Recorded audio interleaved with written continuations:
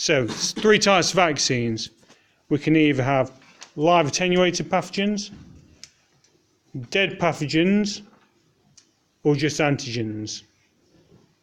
The key thing to remember about all three are the advantages and disadvantages.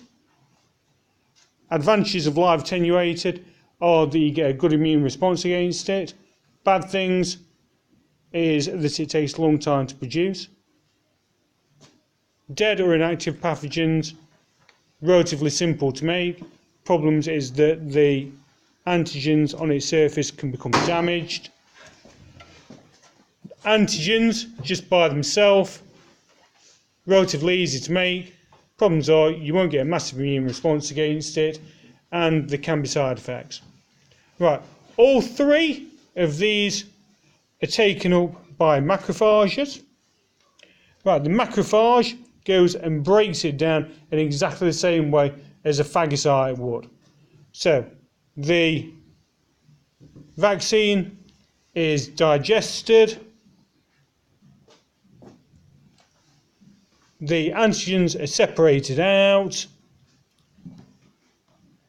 and these antigens are presented on its cell surface. Right? This technically goes and makes that a antigen presenting cell. Right, T cells that it comes into contact with that have the correct shaped receptor that is complementary to that type of antigen will be activated. Helper T cells bind to the antigens and relieve cytokines and interleukins.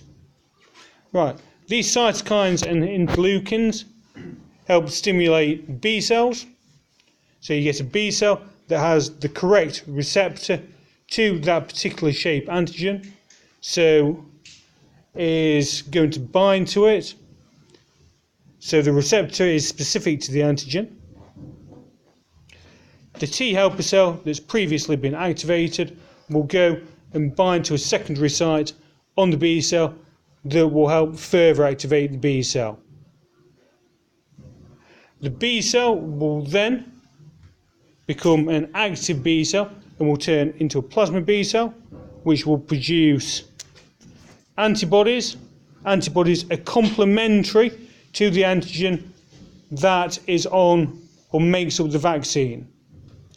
The plasma B cells will also go and make memory cells.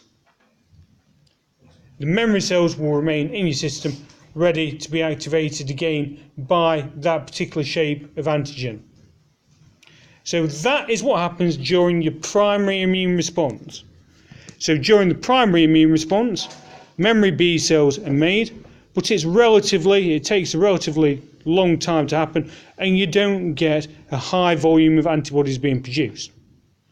In a secondary immune response, caused by either a booster injection or being exposed to the pathogen, you get a much stronger immune response. This is because your B memory cells will go and produce antibodies. So your secondary immune response, you get a much greater volume of antibodies. It happens a lot quicker, and the antibodies will remain in your system for a much longer period of time.